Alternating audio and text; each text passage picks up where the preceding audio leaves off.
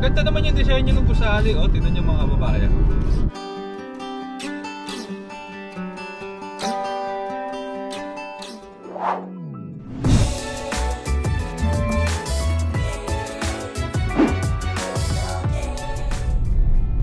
Alright, magandang araw mga kababayan. Ngayon papunta tayo ngayon ng Kawit, Cavite. So ito po, naisipan ko lang i-cover, no?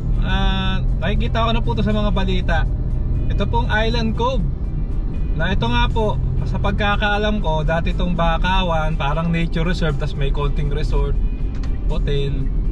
Ngayon po parang naging ano na, no? Ang balita ko po hindi po sa akin galing, parang Pogo o parang yung offshore gaming, Philippine Offshore Gaming, mga kababayan. So ngayon ito, Cavitex, babaybay natin to hanggang Kawit, Cavite. Tignan natin yung latest dyan sa Island Cove. Ang huling punta ko po dyan, umattend po kami ng kasal. Oo, alam ko may ano dyan may events place. Punta po tayo, Cavitex na tayo, baybay na tayo, no? Dito na tayo bandang Paranaque.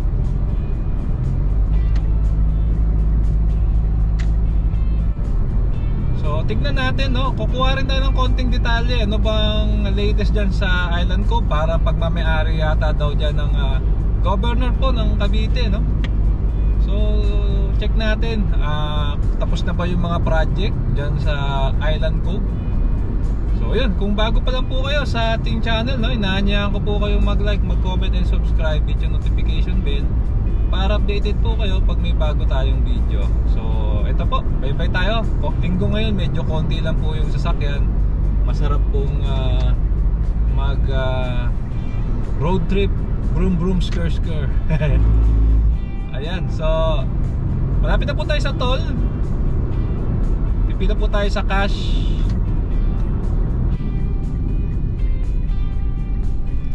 Ayan. Alright, so kakalagpas lang po natin ng tollway. So ito, nagka-Cavitex po ako lagi madalas, hanggang dyan lang po ako sa Las Piñas. Oo, kumakanan na tayo dyan. Pero ngayon yan, Kawit left lane. So pakawit kasi tayo. So dire-diretso lang tayo. At sana wag magbago ang posisyon ng ating boat. Ayan. So tingnan nyo, ang sarap din magbaybay dito. Tingnan nyo yung mga surroundings natin. Puro kapuno, mga kapuno, dagat. Island Cove. So yun nga po, naka-attend kami ron ng kasal. Yun na po yung last namin punta ron. Hindi na nasundan, no? Kasi actually medyo sadyain din tong Island Cove madalas ako dyan sa Binakayan lang, hanggang dyan sa Aguinaldo Shrine. Pero never po tayong medyo nagpunta pa ng Island Cove.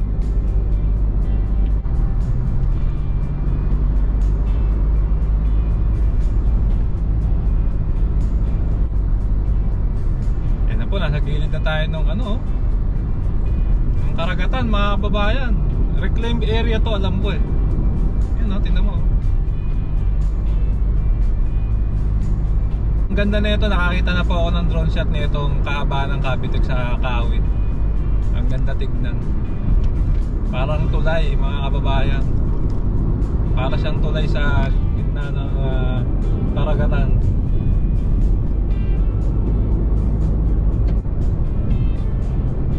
Yun na yun, yun na yun, lapit na, lapit na, mga kabayan, nakikita ko na po yung mga establishmento na ipinatayo dun sa Island Cove. Pasensya na ako kayo kung may narinig nagkikendi kasi ako So ayan.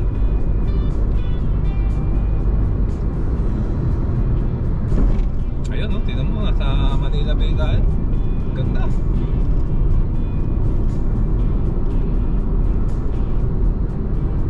Papunta rin po itong Cavite City, mga kababayan. Dire-diretso lang, tsaka General Trias. Ayan yung Island Cove. Yan na po yun. Sigurado ako yan na yun. Yung mga ginawa na yan. Dating po, Bakawan na lugar. Susubukan natin na pag exit natin, hanap tayo ng lugar. Hindi ko po sure kung makakapag-drone kasi malapit tayo sa Sangli Point. Pero yan na yun mga kabayan, tingnan nyo, ang daming pogo. Para siyang ano, Macau, no? Parang yung Macau. Mga apartment. Ang balita talaga natin to, nagpogo raw itong lugar na ito ngayon. Kaya no? Mas may mga bahayan pa rin pala sa gilid.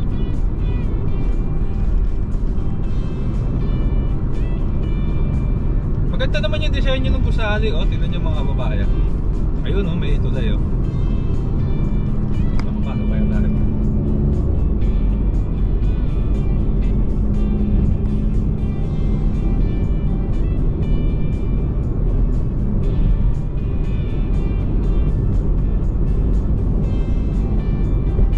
Dami pong construction na nagaganap dito.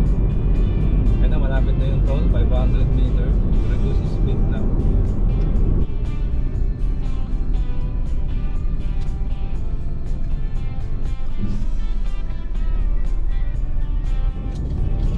Ayan, so pwesto lang tayo mga kabayan, no?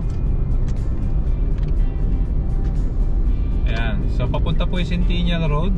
Dito tayo sa diversion going Aguinaldo Shrine. Pwede po side tripan na lang din natin yung Aguinaldo Shrine pag may time.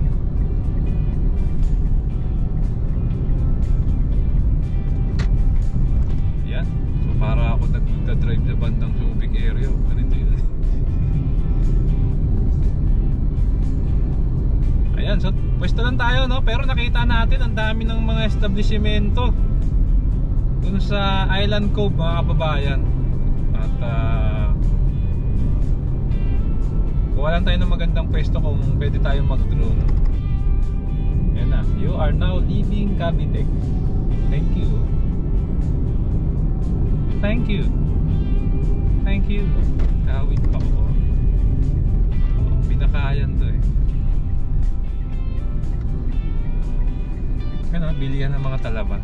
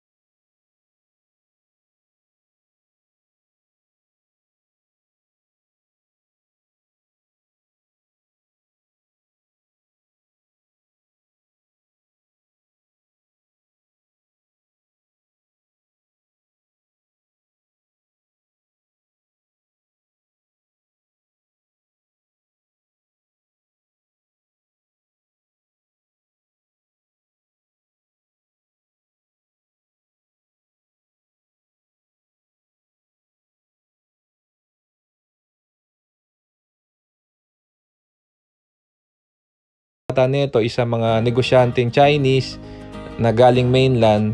Malapit po ito dyan sa Sangli Point na meron po tayong naval base. Kaya parang threat for security raw. So ano pong masasabi nyo rito, no?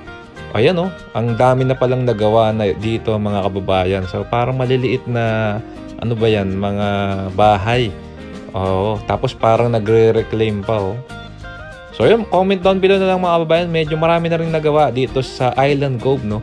At yan po, papaling natin ng konti. Yan po yung dating talagang pinupuntahan dito, no?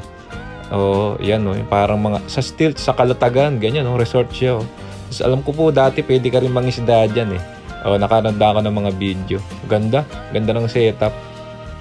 Ayan na po ang Island Cove ngayon, 2023.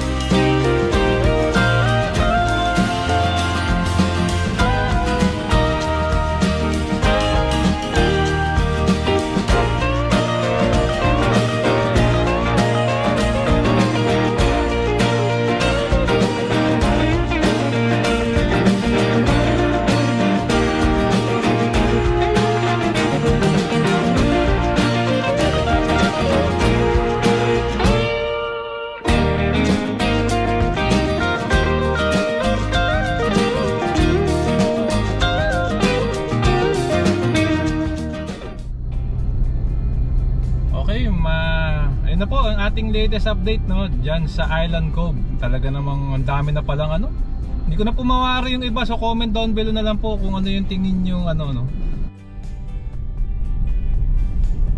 So ayun, yun na po yung latest natin dito, no, Island Cove. So kayo po, ano pong masasabi nyo?